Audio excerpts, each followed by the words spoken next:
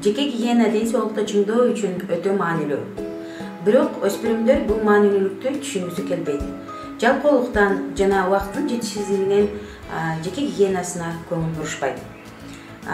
Өспүрүм курактагы жалпы эле жеке гигиена үчүн керек болгон каражаттар бул тиш паста, тиш щетка, сүлгү, самын, шампунь жана мочалка деп коебуз, мочалка. Ар бир өздүк гигиена каражаттары ар бир өспүрүм кыздын же болбосо өспүрүм балдардын өзүнүкү, жеке ар бириники өзүнүкү болуш керек. Тишти күнүнө 2 жолу жууп туруш керек.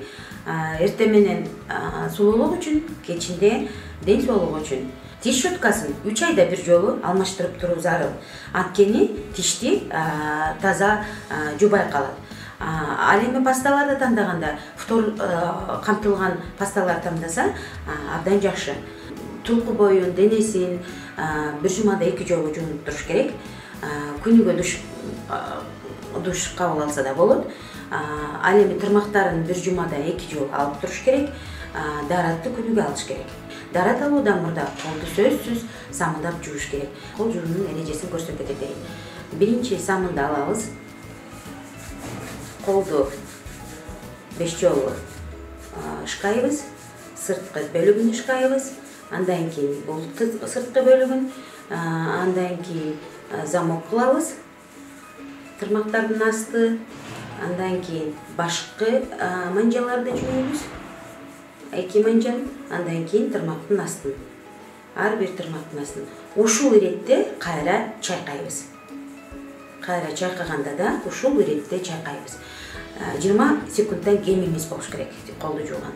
Самын көрүп, эгерде байкап атсак колдун кири аябай кир болсо, сөзсүз 2 жолда самындап жуушубуз керек. Өспүрүм кыздардын жеке гигиенасында айыз жөнүндө апасы сөзсүз кызына кенен түшүндүрүү керек. Анткени өспүрүм кыздарда ар кайсы жаш курагында айыз келиши мүмкүн. Айыз келген учурда дарат алып туруусу абдан маанилүү.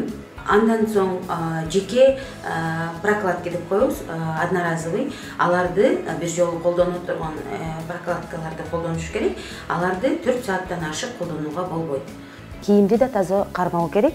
Сөзсүз таза жуулган, анан ички кийимдерди үтүктөп, мүмкүн болушунча таза пахтадан кийимдерди кийүү керек.